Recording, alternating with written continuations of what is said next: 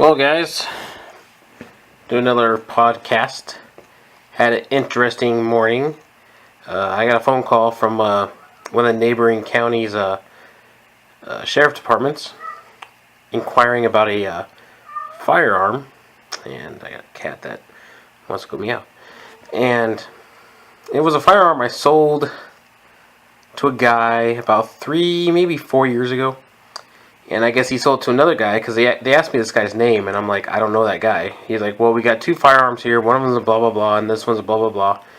And we think one of them might be stolen. I'm like, well, the only stolen gun I've ever had from me was back in 2006. And I explained to him which gun it was, and he said that's not it. I was like, oh, because I was kind of like, hey, they found my gun. But no, this was a gun I sold to a guy.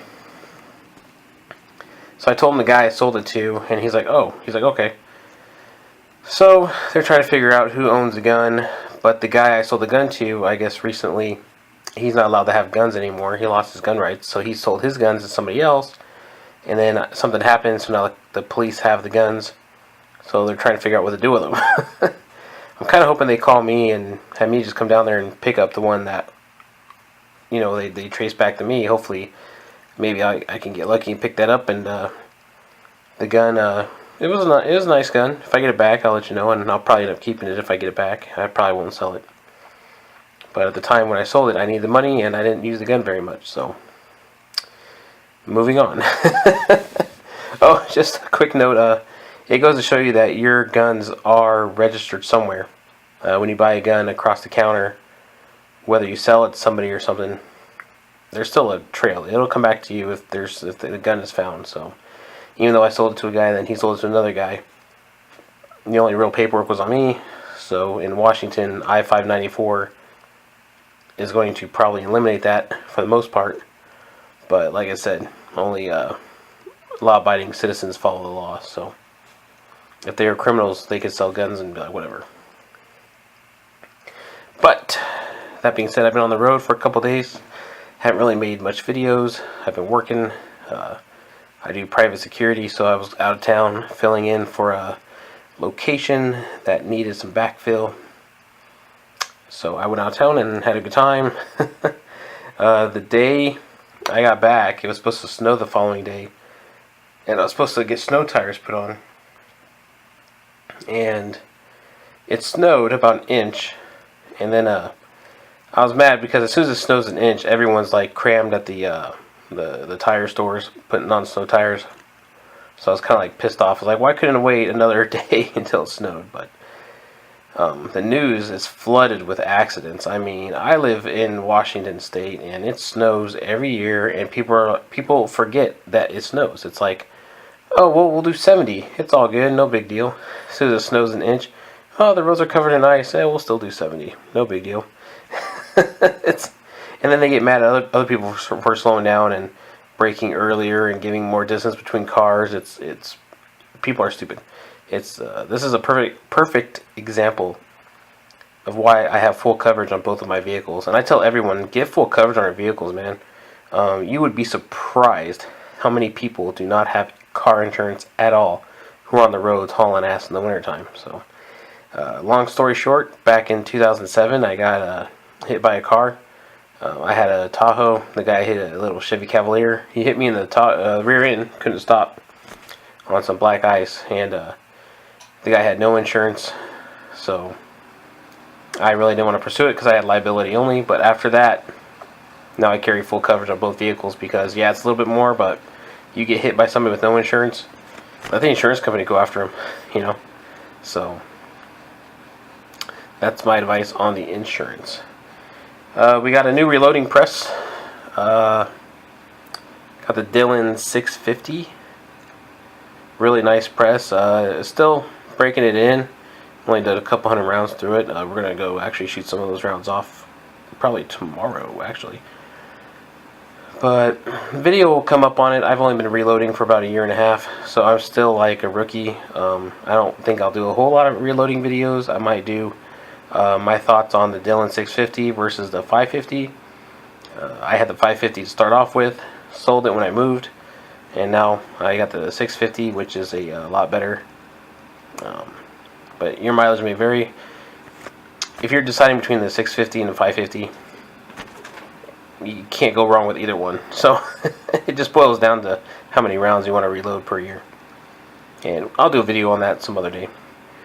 But we're almost to 100 subscribers. When we get to 100 subs, I'll do a little giveaway. It's not going to be very much, guys. I don't have a lot of money. You know, I don't do YouTube for money, and I don't watch videos to get things. So it'll be a little thank you. 100 subs is pretty crazy. I didn't think there'd be that many people who don't watch my videos, but I started YouTube as a side project. It's something to do when you're bored, because in the wintertime, with all the snow, you're stuck inside a lot, and that's when I started doing YouTube, and it's kind of just growing on me. I mean, I do a lot of videos mostly too for my friends. Like, I have friends who live overseas as well as across the country, so it's nice that I can post videos and they can check it out and see what I'm doing, and it's just fun. The podcast thing, like we're doing right now, this is pretty cool. Just hang out and talk to you guys, and only the real serious subscribers are going to probably listen to this. I think everyone else will just pass it by. but this is where you're going to get some of the insider information on what's coming up. We actually might do a High Point C9 review later on. We're just waiting for the legality of I-594. From what I understand, I should be able to go with my buddy. If he's there at the shooting range, we should be able to use his gun without being in trouble. So, I don't know. It's really confusing right now with that 594 law, because people are worried about borrowing guns now from people. So, that's we're still waiting to hear about that. Other than that, I don't know what else is going on. Let's see. I've been watching The Walking Dead. That's one of the few shows I watch. I don't know if anybody else watches it. I don't know. I don't watch much TV, guys. Reality shows, I think, are stupid. I think that's some of the dumbest crap you could watch. I feel a lot stupider watching reality TV. Just the people on there are just ridiculous. But the only shows I watch, and it's funny because I talk crap about reality shows, but I watch South Park, which a lot of people will say is stupid. But I watch Walking Dead, South Park. I watch a lot of older sitcoms like Seinfeld and Everybody Loves Raymond, King of Queens. I TiVo those all the time. I watch them later. That's about it for TV for me. I mean, sometimes I'll watch sports, but very, very, very rarely. People ask me what other hobbies do I do. Well, shooting and reloading are a big part of what I like to do. I also like to play golf, believe it or not. I'm actually a halfway decent golfer. I haven't played in a little while, but when I stopped playing, I was at about 9 handicap, and for those of you who play golf will know that that's actually not too bad. That's actually pretty good.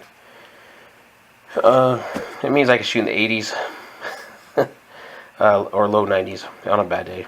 So that's about it. If you don't know anything else about golf, well, then that's all about it. All you need to know is I play a little bit, and that's about it. The gun laws in Washington State are, like I said, it's getting stupid with 594, but we'll figure it out. It's not going to stop crime. We already know that, and one guy was pointing out that since it's not going to reduce crime, that in 2 years, the lawmakers are going to say, well, see, it didn't do nothing, so now we even got to make harsher laws. And I said that's probably exactly how it's going to happen. They're going to make tougher laws since these laws aren't working, which is funny because look at all the gun laws already out there. I mean, is more laws going to do nothing? No, but the end game is to take all the guns. And so, we'll just leave it at that. Not a whole lot else is going on, guys. Just the winter time is coming. We're getting snow here. Like I said, I got the snow tires put on. And just working.